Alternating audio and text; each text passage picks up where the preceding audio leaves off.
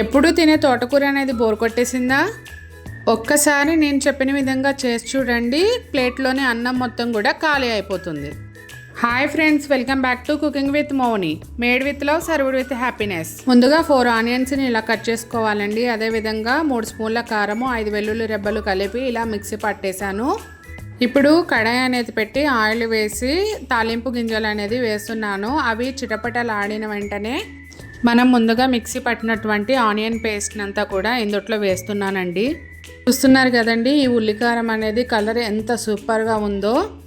ఇందులోనే నేను కొద్దిగా కరివేపాకు కూడా వేసి ఒకసారి వేయించుకుంటున్నాను. ఈ ఆనియన్ పేస్ట్లో ఉన్నటువంటి ఆయిల్ మొత్తం కూడా బయటకు వచ్చేంత వరకు దీన్ని బాగా కుక్ చేసుకున్నానండి. ఇక్కడ నేను ఒక 2 టమాటాలని సన్నగా కట్ చేసి యాడ్ చేస్తున్నాను. ఇది ఈ యొక్క ఉల్లికారానికి చాలా టేస్ట్ని ఇస్తుందండి.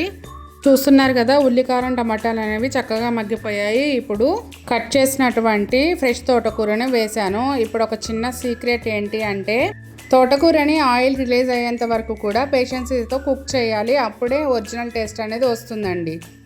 ఇందులో కొద్దిగా రుచికి సరిపడా సాల్ట్ అనేది యాడ్ చేసి మొత్తంగా కలుపుకుంటున్నాను.